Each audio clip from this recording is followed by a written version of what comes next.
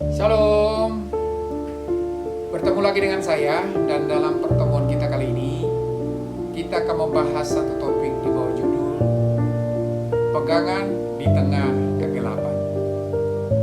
Saudara, dalam Mazmur pasal 23 ayat yang keempat berkata, "Sekalipun aku berjalan dalam lembah kegelapan, aku tidak takut bahaya, sebab Engkau besertaku. Gadamu dan tongkatmu itulah yang menghibur aku." Saudara, Mazmur 23 adalah salah satu bagian kitab suci yang paling dikenal dan paling sering dikutip di dunia. Ditulis oleh Daud, Mazmur ini bukan sekedar puisi indah tentang pengembalaan, tetapi kesaksian iman seorang pria yang mengenal Allah di dua ekstrim kehidupan, padang rumput dan padang peperangan, istana dan gua persembunyian. Daud pernah berada di padang rumput sebagai gembala muda. Ia tahu bagaimana rasanya memimpin domba melewati jalur berbatu, lembah curam, dan ancaman binatang buas. Ia juga pernah berada dalam lembah kehidupan yang sesungguhnya, dikejar oleh Saul, dikhianati orang dekat, jatuh dalam dosa, dan menghadapi konsekuensi pahitnya. Karena itu, ketika ia menulis Mazmur 23 ayat yang keempat, ia tidak sedang berteori tentang penderitaan. Ia sedang berbicara dari pengalaman. Saudara, struktur Mazmur 23 bergerak dari kelimpahan menuju kegelapan. Ayat 1-2 berbicara tentang padang rumput hijau dan air yang tenang. Ayat 3 berbicara pemulihan jiwa. Sedangkan ayat yang keempat adalah lembah kekelaman. Ini penting. Mazmur ini tidak melompat dari berkat ke kemenangan tanpa melewati lembah.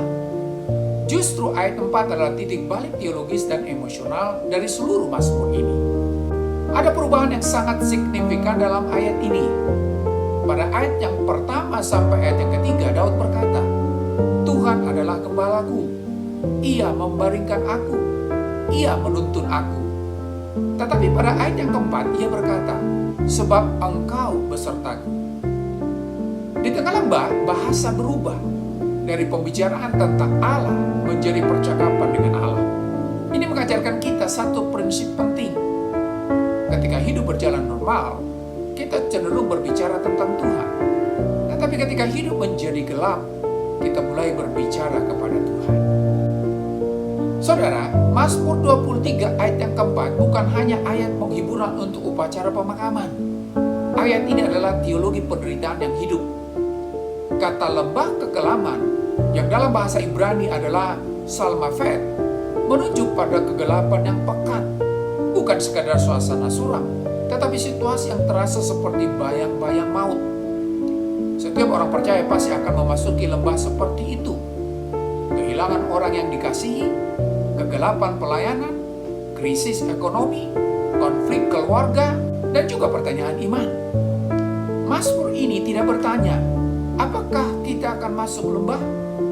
Tetapi menjawab bagaimana kita berjalan di dalamnya. Perhatikan juga kata kerja yang dipakai. Aku berjalan, yang dalam bahasa Ibrani, elek, yang memiliki arti bukan duduk, tinggal, terjebak. Ini adalah perjalanan. Lembah bukan destinasi akhir orang percaya. Lembah adalah koridor menuju kedewasaan rohani. Seringkali kita mengira bukti kasih Allah adalah padang rumput hijau. Namun Mazmur 23 ayat yang keempat menunjukkan bahwa bukti kasih Allah justru paling nyata ketika tidak menghilangkan lembah, tetapi berjalan bersama kita di dalamnya. Saudara, melalui Mazmur 23 ayat yang keempat, kita akan melihat 3 kebenaran besar tentang bagaimana iman bertahan di lembah kekelaman. Yang pertama adalah realitas ujian, berjalan dalam lembah yang gelap. Ayat di atas berkata, "Sekalipun aku berjalan dalam lembah kekelaman." Frasa "aku berjalan" yang dalam bahasa Ibrani adalah elek, yaitu sebuah kata kerja bentuk kal imperfect, orang pertama umum tunggal, dari kata halak yang memiliki arti "aku berjalan". Bentuk imperfect menunjukkan proses yang sedang berlangsung. Artinya, ini bukan tinggal permanen, tetapi perjalanan. Kata lembah yang dalam bahasa Ibrani gei, yang memiliki arti tempat yang rendah, terhimpit, sempit. Dan kata maut yang dalam bahasa Ibrani adalah salmafet, gabungan dari kata sal atau bayangan ditambah kata mafet atau maut. Jadi bisa diterjemahkan bayang-bayang maut atau kegelapan pekat. Daud tidak berkata, jika aku berjalan, tetapi dia berkata, sekalipun aku berjalan. Artinya, lembah adalah bagian dari perjalanan iman. Iman Kristen bukan kebal terhadap penderitaan. Allah tidak menjanjikan kita bebas dari lembah, tetapi Ia menjanjikan penyertaan di dalam lembah. Saudara, seorang gembala membawa dombanya melewati lembah sempit di antara dua gunung. Di sana sinar matahari tertutup. Namun lembah itu justru jalan menuju padang rumput yang lebih tinggi. Seringkali lembah adalah jalan menuju pertumbuhan. Jadi jangan mengira penderitaan adalah tanda Allah meninggalkan Anda. Lembah bukan tujuan akhir, hanya jalur perjalanan. Jika hari ini Anda berada dalam lembah, ingatlah, Anda sedang berjalan, bukan menetap. Yang kedua, dasar keberanian, yaitu Allah menyertai. Dalam nats di atas berkata, aku tidak takut bahaya, sebab engkau besertaku. Frasa aku tidak takut yang dalam bahasa Ibrani adalah lo ira, di mana kata ira, sebuah kata kerja bentuk kel imperfect, orang pertama umum tunggal, dari kata yare, yang memiliki arti aku akan takut, yang didahului partikel negatif lo, yang memiliki arti tidak. Jadi frasa itu memiliki arti aku tidak akan takut. Sedangkan kata bahaya yang dalam bahasa Ibrani adalah ra, yang memiliki arti kejahatan, malapetaka, bencana. Sedangkan kata engkau yang dalam bahasa Ibrani adalah atah, yaitu sebuah kata ganti orang kedua maskulin tunggal. Di sini ada perubahan dramatis dari ia di ayat 1 dan 2 menjadi engkau. Dan kata besertaku yang dalam bahasa Ibrani adalah imadi, sebuah preposisi im ditambah sufiks orang pertama umum tunggal yang memiliki arti besertaku. Mari perhatikan saudara, Daud tidak berkata, aku tidak takut karena lembahnya tidak berbahaya. Namun ia berkata, aku tidak takut sebab engkau besertaku. Keberanian orang percaya bukan karena situasi aman, tetapi karena Allah hadir. Perubahan dari orang ketiga, ia, ke orang kedua, engkau, menunjukkan bahwa dalam penderitaan, relasi menjadi lebih intim. Saudara, ada seorang anak kecil takut berjalan dalam ruangan gelap. Tetapi ketika ayahnya memegang tangannya, kegelapan tidak berubah, tetapi rasa takut hilang. Masalahnya bukan di terang atau gelapnya ruangan, tetapi siapa yang menyertai. Jadi, fokuslah pada penyertaan, bukan pada ancaman.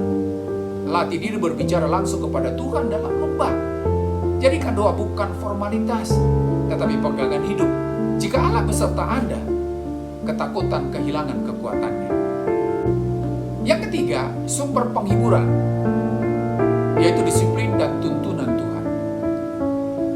Nas di atas berkata, gadamu dan tongkatmu itulah yang menghibur aku. Kata gada yang dalam bahasa Ibrani adalah sifteka, yaitu sebuah alat untuk melindungi dan mengoreksi. Dan kata tongkat yang dalam bahasa Ibrani adalah misatecha, yaitu sebuah alat penuntun dan penopang.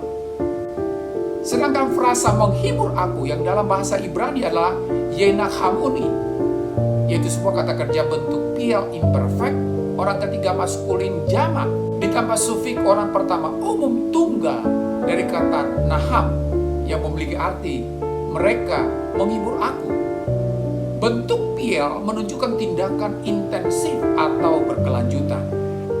Saudara, hal yang menarik adalah bahwa yang menghibur bukan hanya kehadiran Allah, tetapi juga alat disiplinnya. Gada melindungi dari musuh.